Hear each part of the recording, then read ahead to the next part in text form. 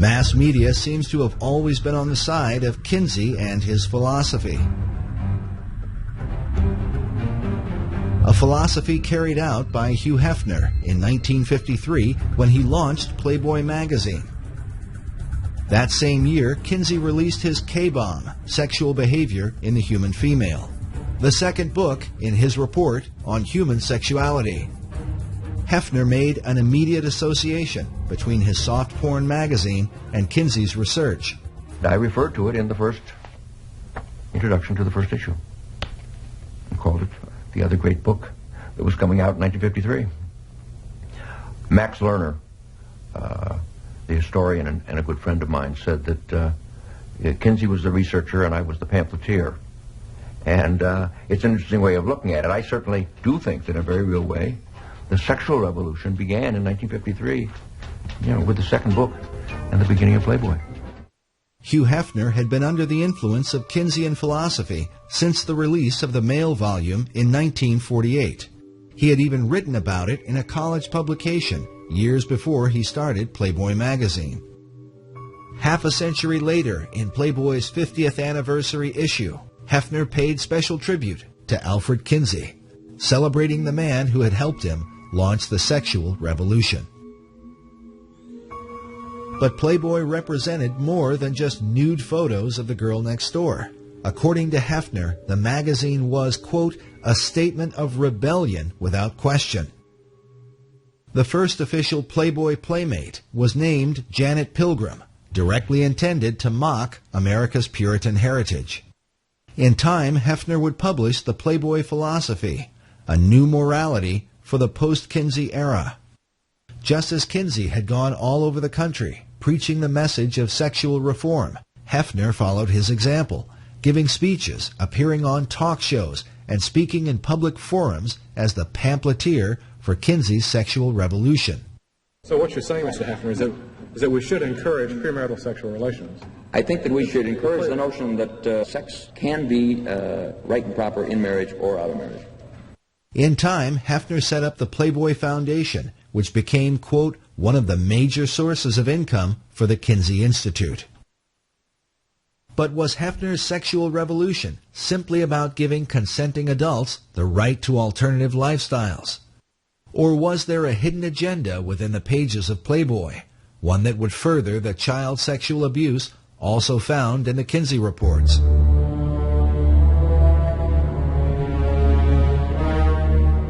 In 1983, Dr. Judith Reisman was appointed by the Juvenile Division of the Department of Justice to investigate the images in Playboy, along with Penthouse and Hustler magazines. The reason for the study was due to the rise of violent sex crimes committed by young adults against even younger children. Those who were committing these crimes were often found to have copies of Playboy and Penthouse magazines in their possession. But what could be in these magazines, often thought to be harmless, that would compel young teenage boys to commit violent sex crimes against other children? Dr. Reisman had done a radio interview with Pat Buchanan about her research into Kinsey and the soft porn industry. Soon after, she was contacted by the Department of Justice as part of a joint effort with the FBI. I got a call from the Department of Justice when they heard me on the Buchanan program, and I was saying, you're going to have an increase in sexual crimes by children against children and by adults against children. You cannot do the kind of programming of people's brains, minds, memories, and bodies. The connection between the brain goes all the way down, from the retina all the way down the central nervous system and into the genitals. You can't show people those kinds of pictures and arouse them in that way and not think that they're going to act out either positively on somebody who agrees or negatively on somebody who doesn't agree. That's what's going to happen, and you just simply can't do that to billions of people at one time, to masses of a population. In her Department of Justice study, Dr. Reisman revealed that from 1953 to 1982, Playboy, and eventually Penthouse and Hustler magazines had published approximately 9,000 images of children involved in sexual scenarios, an average of about 8 to 9 images per issue. And I showed the development of the child in those images, in cartoons, in photographs, and the use of the child as a sexual object by the observer, by the viewer. And I said, you know, your average guy thinks he's buying a girly magazine, you know, a magazine that's just pictures of pretty girls. And he has no idea that the messages that are being pumped into him neurophysiologically, if you will, all the way down and through his system, include images of sexual assault of children. And he, as the viewer, becomes the predator. That's just the way the human brain works. The following are images from Dr. Reisman's presentation at the FBI Training Center in Quantico. Please understand, the most severe images we are unable to show you. Dr. Reisman demonstrates how the cartoon imagery of children progressed into real-life images, either of children or of legal-aged women who were made to look like obviously underage girls. Over time, the scenarios suggested greater degrees of sexual aggression and violence, including murder.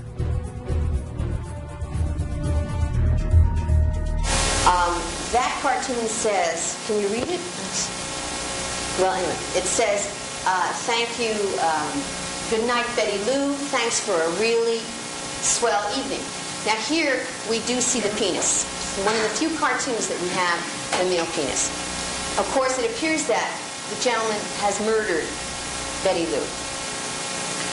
She's tied up in one of these leaf bags.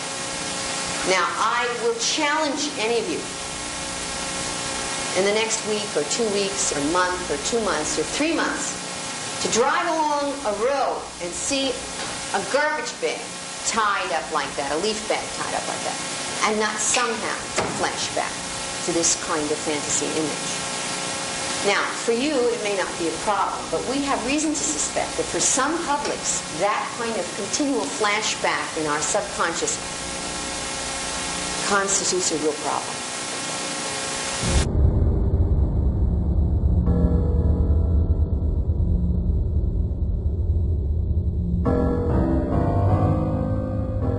Dr. Reisman believes that millions of American men have been conditioned for decades by such imagery, often struggling with an addiction that they don't understand and cannot escape. The addiction to porn has now been handed down to America's children, giving their young minds a perverse view of reality and of the relationships between men and women.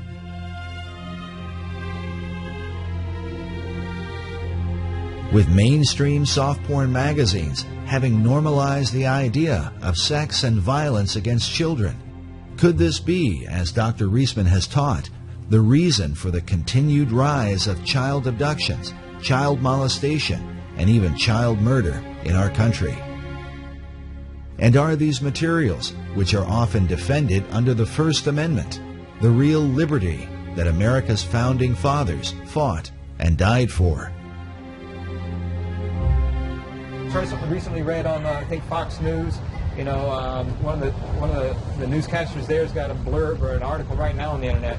You know, are our children safe? Is this ever going to end? And I know for a fact it will not end. And it is only going to get worse unless something is done about pornography. The most damaging kinds of pornography are those that involve violence and sexual violence.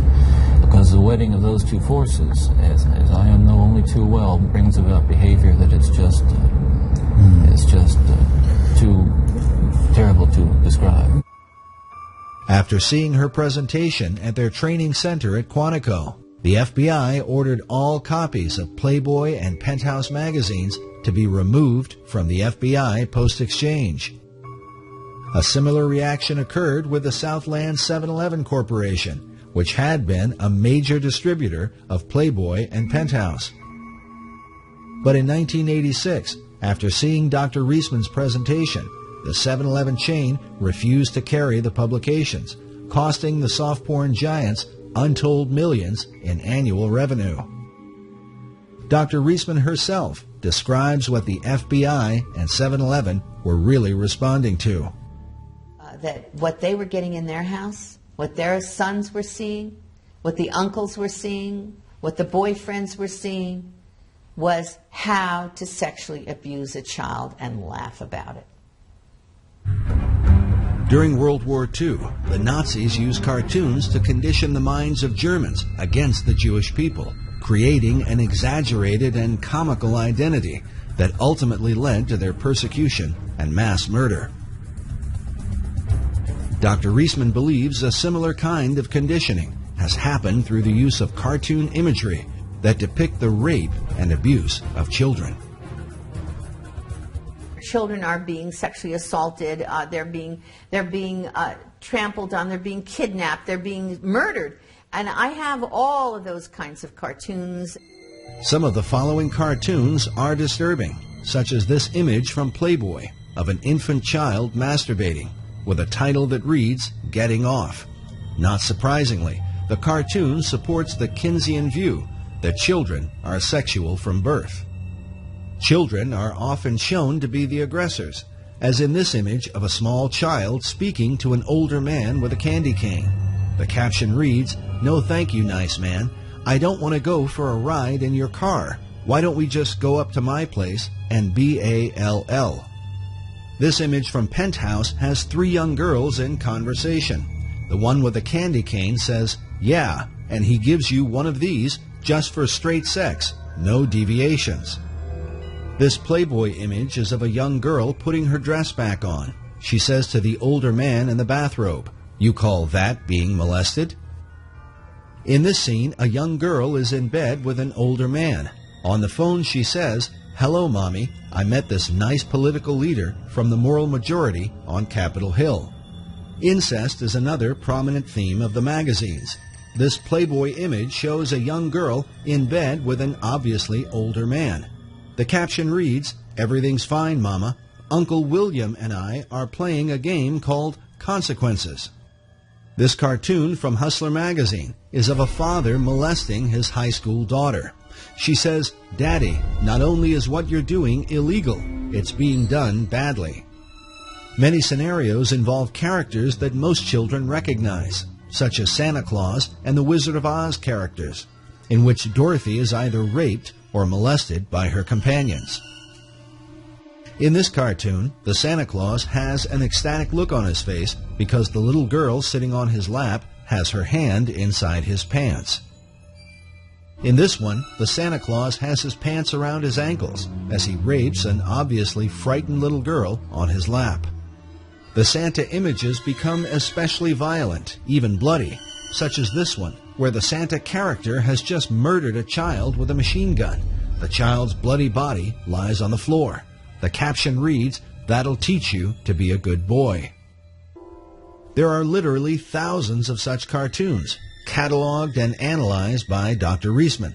These images have been published by the soft porn industry for more than half a century.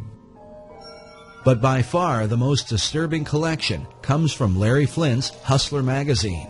For years, Hustler published the cartoon Chester the Molester. It's part of a series in which this man was attacking children. The classic Chester cartoon is this one, where Chester sits naked in a chair with 3 young girls who have obviously been kidnapped, bound, and raped. The caption coming from the TV reads, "It is 11 o'clock. Do you know where your children are?" Dr. Reisman believes that because of suggestive imagery like this, many parents don't know where their children are. Sadly, some of them will never see their children again.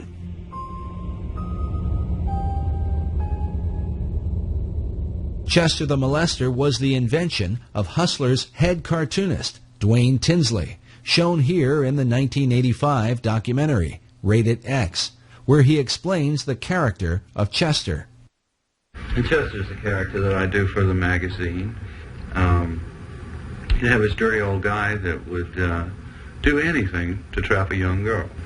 When you say young girl, how young do you mean? Well, at that particular time, he was after the younger ones, 10, 12. His idea is that he wants to get all little girls. Look again carefully at this disturbing image, where Chester is writing information on a notepad, almost as if he were recording data like one of Kinsey's pedophiles. First of all, if he's going to trap a little girl, the idea for him would be to knock her out or something. I don't know. I mean, he didn't have to actually use a club or a bat. He could have smacked her, but just the idea of the bat is a little goofier. Would better than a baseball bat. I mean, it was just always with him. He was going to hit the little girl over the head trap her, hit the little girl with his club, and drag her off to his lair, as it were. Whether she was going to have fun or not, it was never established. This same attitude seems to have carried into Tinsley's own life. 4 years after appearing in this documentary, Tinsley's daughter would testify in court that she had been repeatedly raped by Tinsley himself. In 1989, Dwayne Tinsley was tried and convicted as a child rapist, in part because of the research on his work done by Dr. Reisman. There's just no question at all that those cartoons that we showed, that they showed the jury, were absolute evidence of the crimes he had committed on his daughter, as testified by his daughter. During the trial, the jury was shown one of Tinsley's cartoons, which depicted a father molesting his teenage daughter. The caption reads, "Gee, I'd love to go to the drive-in, Tommy, but my dad has some, extra household chores for me tonight." In court, Tinsley's daughter claimed that her father showed her this cartoon and said to her, "This is you and me." The Associated Press reported that Tinsley often said, "You can't write this stuff all the time if you don't experience it." There's no normal human being that can draw those things, that can put that kind of idea out there to the public, who is not experiencing that themselves. No, that's just not going to happen. But Tinsley was not alone. His employer, Larry Flint, was also accused by his daughter, Tanya Flint Vega, in her book, Hustled, in which she claimed that her father used the Chester the Molester cartoons to introduce her to the idea of sex, and then raped her when she was only 9 years old. Like many pedophiles, Larry Flint was never charged with a crime and openly denied his daughter's allegations. Even Hugh Hefner is said to have been guilty of statutory rape. According to biographer Russell Miller in his book, Bunny, The Real Story of Playboy, Hefner himself enjoyed making love to a schoolgirl who had attended his daughter's Sweet 16 birthday party. Miller's evidence was based on the testimony of the staff that worked in the Playboy mansion at the time. As with Larry Flint, Hefner was never charged with a crime. A major breakthrough for Hefner's Playboy magazine and child pornographers in general was the film Pretty Baby, starring Brooke Shields, a film briefly remembered during the recent controversy over the images of 15-year-old Miley Cyrus. Pretty Baby was the story of a 12-year-old girl who grows up with a prostitute mother and ends up losing her virginity in a whorehouse. People magazine ran a story saying Brooke Shields, 12, stirs a furor over child porn in films. Playboy featured images from the film, along with an interview with the film's director, Louis Malle. In the interview, Malle said, "When Playboy requested a photo that would express my personal vision of eroticism, I sent a shot of my 2-year-old daughter, Justine, naked. This led to the photos above of Brooke Shields, whom I cast in the title role of my new film, Pretty Baby."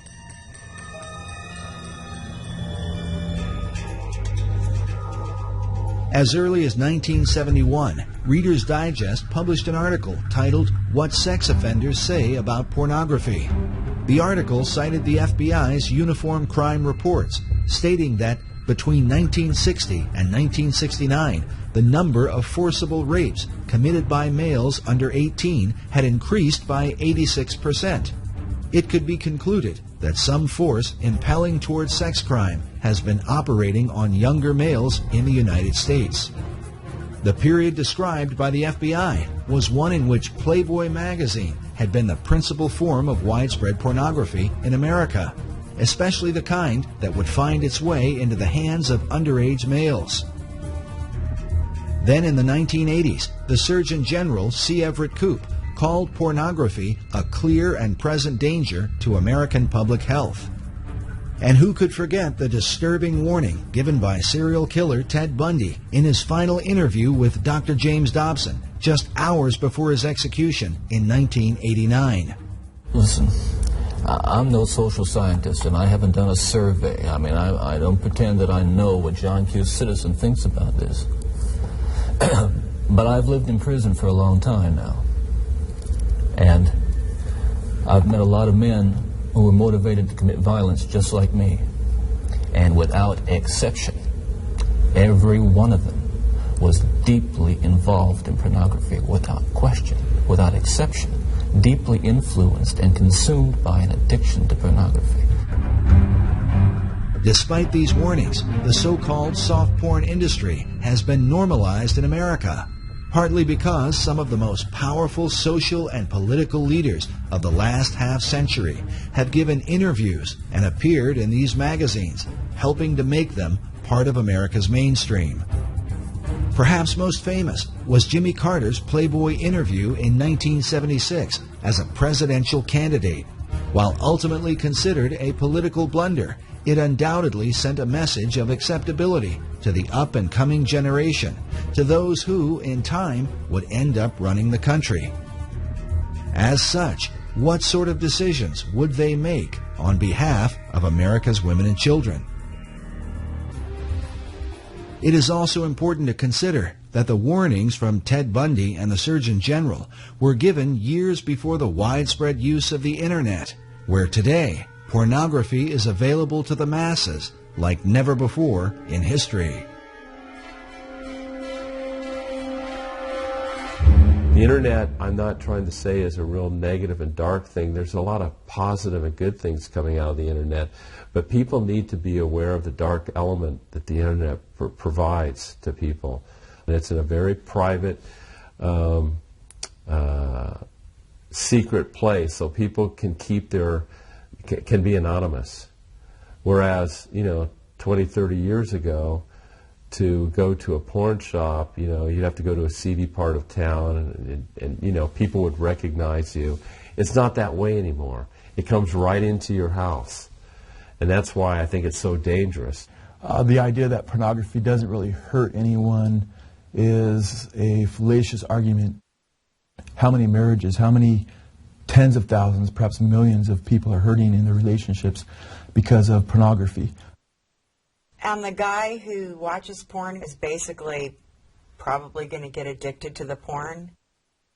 And if he does ever get married, sex is never going to be right because he's going to be so obsessed with the pornography that's not even real anyways.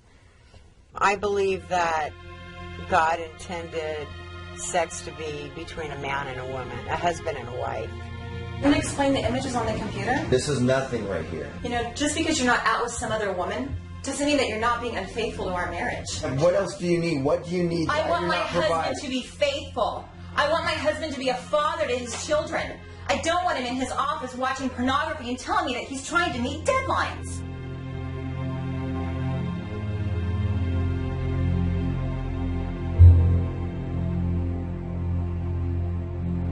It's said that the greatest myth about pornography is that nobody gets hurt. Some even argue that porn is a healthy outlet for men and women alike. But has this really proven to be the case? Or does an addiction to porn create a kind of shadow person, someone who ends up leading a double life? One that the rest of those in his world can only wonder about. And when his dark secrets are finally brought into the light, what will be revealed?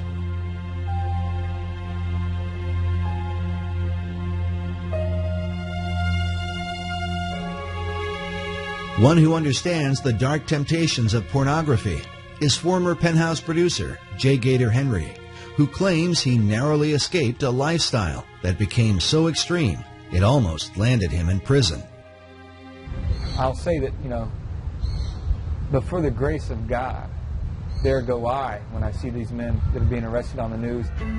As a former producer for Penthouse magazine, Gator rubbed elbows with some of the big celebrities in Hollywood, including Ozzy Osbourne and Pamela Anderson.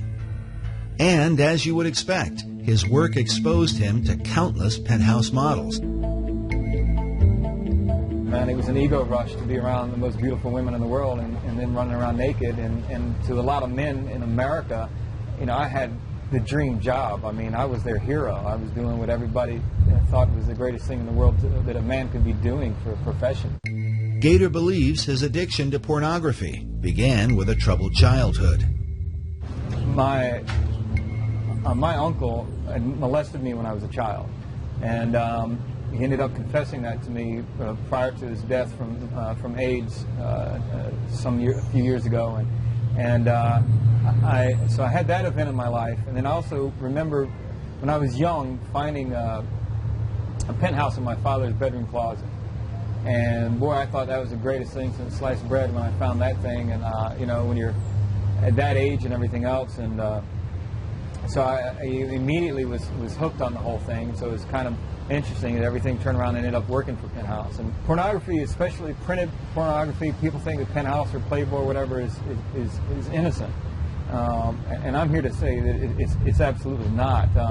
Having also a drug past myself, marijuana is a stepping stone in the drug world, Penthouse magazine or Playboy magazine is a stepping stone in the porn world. You start there, it's not going to end there. Gator claims that the steps on his journey through pornography led him into deeper and darker levels of perversion. Eventually, he found himself on the brink of criminal behavior. It got so bad where I would get on the internet. Again, I was just consumed. The ages of the girls I was looking at, in order for me to get the rush and to get that tingle, that buzz that I wanted to get from the sexual side of it, what happens is you start looking at younger and younger images, younger and younger pictures of girls. And what happened for me one day was the thought just slammed to me that I probably had done things and probably had images on my computer at that time that could put me in prison. I look at these men who abduct these young girls and they molest them and kill them, bury them alive or whatever they do, stab them multiple times and stuff. And I know that those men, like me, they didn't wake up. They didn't start off. They didn't grow up as little boys saying, oh, my ambition in life is grow up to be a child molester and killer.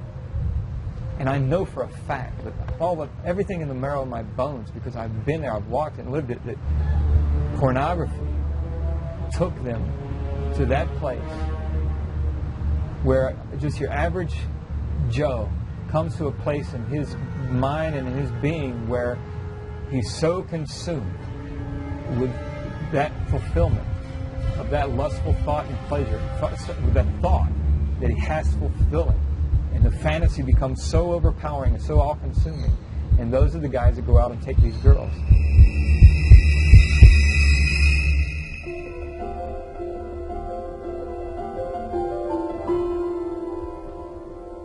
Thankfully, Gator Henry says that in his case, he never reached that point of criminal behavior.